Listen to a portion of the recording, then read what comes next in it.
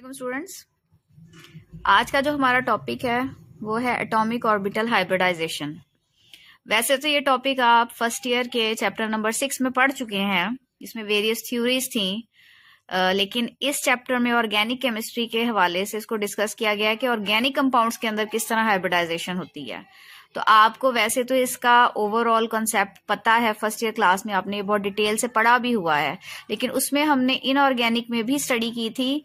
ये जो हम चैप्टर 7 में डिस्कस करेंगे ये प्योरली ऑर्गेनिक कंपाउंड्स में है। तो सबसे पहले देखते हैं कि हाइब्रिडाइजेशन की डेफिनेशन क्या है। The process in which mixing of atomic orbitals having different shapes and energies to form hybrid orbitals with same shape and energy but different orientation is called hybridization. Hybridization जैसे कि आप कहते हैं कि mix हो जाना, तो इसको इंटरमिक्सिंग भी कहते हैं मुख्तलिफ एटॉमिक ऑर्बिटल्स की जिनकी डिफरेंट शेप्स हैं, एनर्जीज हैं। लेकिन जब वो हाइब्रिड ऑर्बिटल्स बनाते हैं तो ये नहीं होता कि उनकी जो एनर्जी है और या शेप है वो चेंज हो जाए, वो अपनी शेप और एनर्जी को मेंटेन रखते हैं बट एट डिफरेंट ओरिएंटेशन, यानी कि जस्ट डायरेक्शन और एंगल बदल जाता है। According to this the atomic orbitals differing in shapes and energies intermix to form new orbitals which are called hybrid orbitals. They differ with parent atomic orbitals in shape and possess specific geometry. कि वो जो hybrid orbitals हैं उनकी as compare to their parent atomic orbital specific geometry होगी। 3 तरह की hybridisation है, हम पढ़ चुके हैं sp3, sp2 and sp hybridisation. आज के टॉपिक में हम जस्ट sp3 हाइब्रिडाइजेशन स्टडी करेंगे। एग्जाम्पल देखते हैं sp3 हाइब्रिडाइजेशन के केस में मीथेन की। देखिए मीथेन में एक कार्बन के साथ 4 हाइड्रोजन एटम्स बॉन्डेड हैं।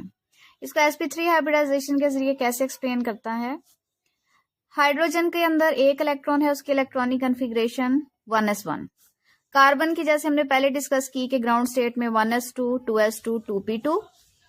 अगर तो ग्राउंड स्टेट है तो s2 और 2s2 ऑर्बिटल में 2 इलेक्ट्रॉन पेयर्ड रहेंगे, लेकिन अगर एक्साइटेड स्टेट है तो 2s ऑर्बिटल से एक इलेक्ट्रॉन मूव कर जाएगा 2pz ऑर्बिटल में। अब हमारे पास 4 अनपेयर्ड इलेक्ट्रॉन्स अवेलेबल हैं फॉर बॉन्डिंग।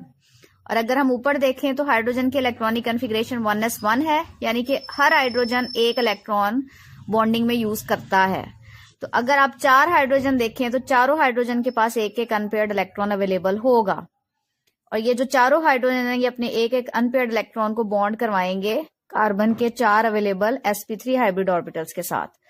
ये देखें यहाँ पे बॉन्ड बन रहा है, हाइड्रोजन का 1s1 ऑर्बिटल बॉन्ड बना रहा है कार्बन के 2s ऑर्बिटल के साथ।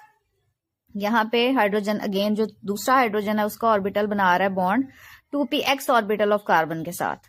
तीसरा हाइड्रोजन बना रहा है 2py ऑर्बिटल ऑफ कार्बन के साथ। बॉन्ड बनाने के लिए 2 अनपेयर्ड इलेक्ट्रॉन्स की जरूरत होती है।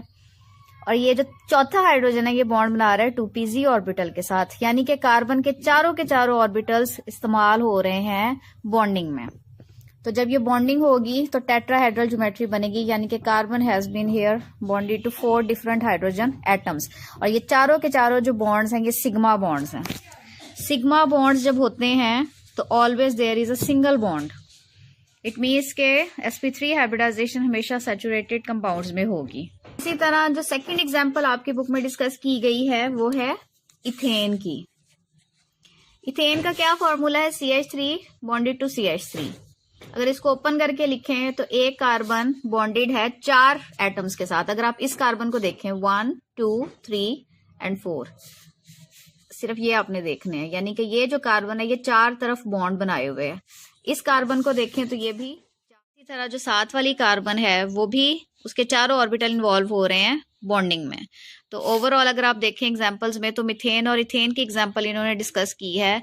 मिथेन और इथेन दोनों में देयर इज sp3 हाइब्रिडाइजेशन, यानी कि अल्केन्स जो है वो sp3 हाइब्रिडाइजेशन शो करते हैं। देखें इथेन में तो ये वाली कार्बन भी sp3 हाइब्रिडाइज है, ये वाली कार्बन भी sp3 हाइब्रिडाइज है।